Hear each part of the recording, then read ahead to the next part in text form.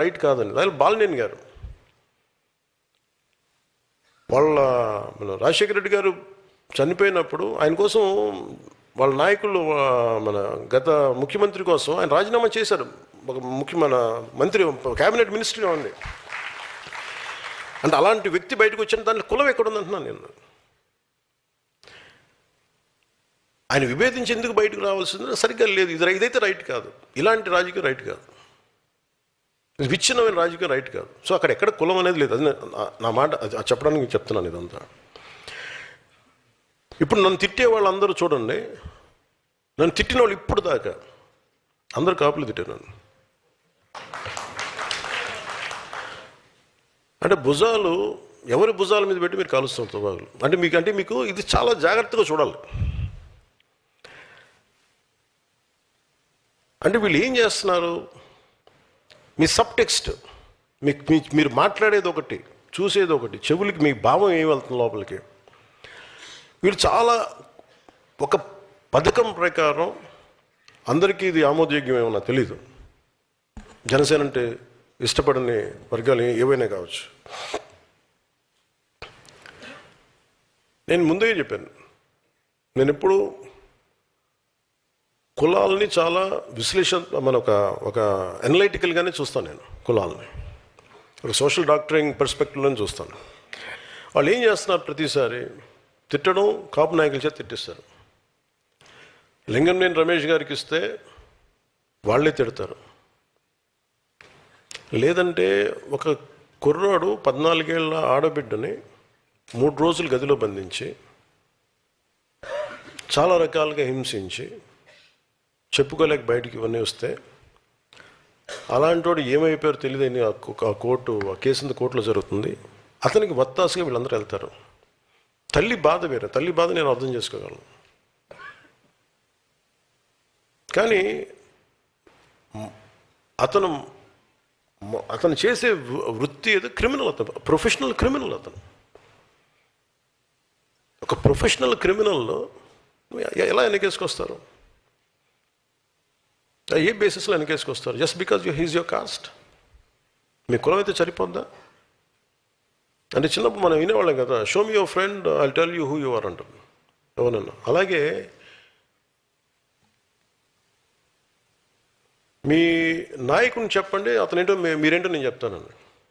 ఇప్పుడు చూడండి, so-called leaders అందరూ ఎలాంటి వైపు మగ్గుతున్నారు వీళ్ళందరూ. అంటే ఏం మెసేజ్ ఇస్తున్నారు వీళ్ళందరూ?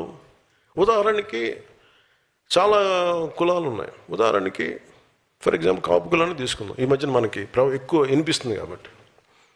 వీళ్ళు కాపులను ఎలా ప్రొజెక్ట్ చేస్తున్నారు? ప్రతిసారి ఈ 4-5 మంది ఫేసులు కనిపిస్తాయి. మనకు బూతులు తిట్టేవాళ్ళు, కాపులు బూతులు తిడతారు. ఈ కృష్ణ ఏదో పేరు ఉంది, వీళ్ళు క్రిమినల్, వీళ్ళు ఇది అన్ని నెగిటివ్ న్యూసే చూడండి. సో మీకు ఏమైపోద్ది, కొద్ది రోజుల తర్వాత సబ్లిమినల్గా మీ మనోగతంలో ఏమైపోద్ది, it will become confined to అది. ఈ భావన దేనికి వేస్తే, కాపు అని చెప్పగానే ఇవన్నీ గుర్తొస్తాయి మనకి. We'll form our opinion. అది వీళ్ళ స్ట్రాటజీ. అంటే మీకు భావం ఏం చెప్తారు? ఇది ఒక్క కాపు కులానికి కదా, అందరికీ చెప్తారు, అన్ని కులాలకి. ఇదొక very clear cut political game ఇది.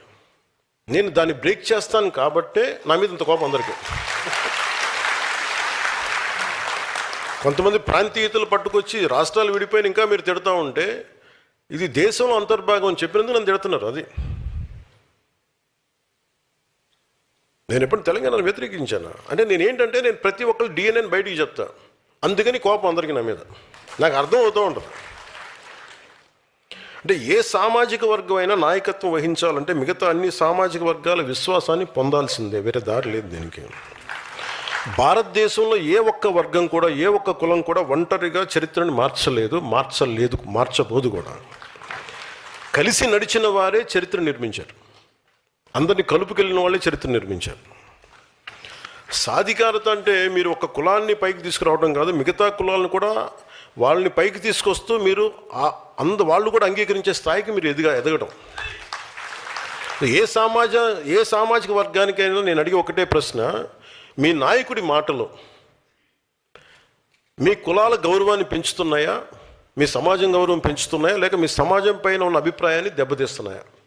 ఇది ప్రతి కులం మీరు చూసుకోవాల్సిందే. మీరు ఒక వ్యక్తి చేసిన తప్పు ఒక కులం చేసిన తప్పు ఎలా అవుద్ది? అంటే నేను అందుకే చెప్తాను, నువ్వు నాయకుడిని చూపించి నీ భవిష్యత్తుని ఏంటో నేను చెప్తాను. నువ్వు ఎవరిని నమ్ముతున్నాడు దాన్ని బట్టి నీ భవిష్యత్తు ఉంటుంది. ఇలాగ బూతులు తిట్టేవాడు నమ్మితే 11కి వచ్చారు, 151కి వస్తారు.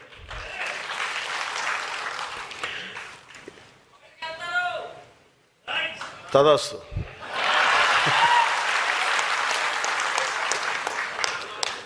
నీలో అమోఘమైన తపోశక్తి ఉంది, నువ్వు సాధించుగా.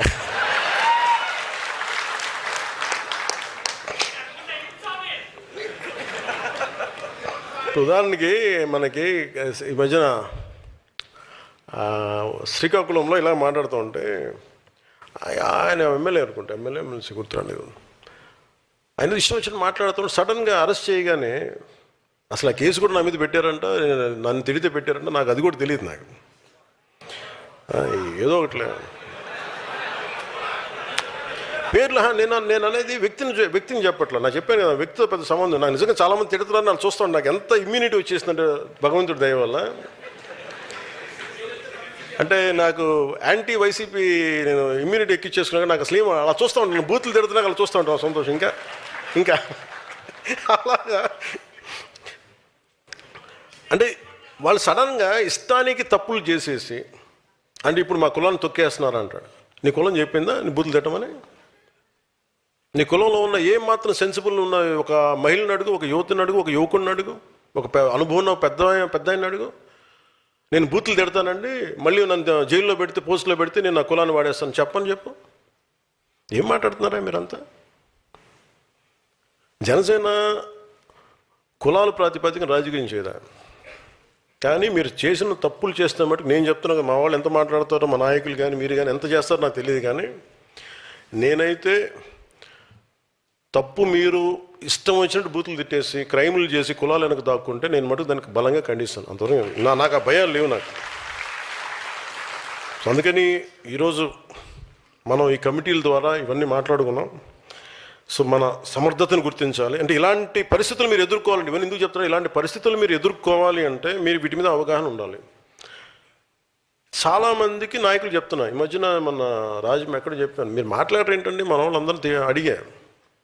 అడ్డగోలుగా తిడుతున్న ఎవరు మాట్లాడరు, మొహాట పడుతున్నారు ఏంటంటే, అదే మీరు ఏం చెప్తారు అని అంటే నేను ప్రతిసారి చెప్తానంటండి వాళ్ళు తిట్టమని. అలాగే అది ఇప్పుడు అప్పుడు చెప్పా, తెలంగాణ ఉదాహరణ చెప్పా.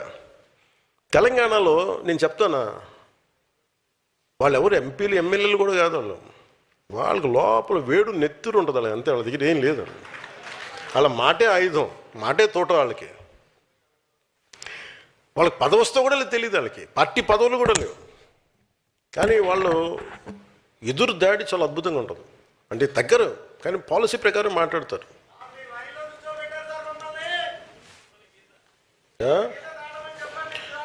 గీత అదే ఇష్టం వచ్చినట్టు గీత దాటే కూడా అదే చెప్పేది అదే కదా.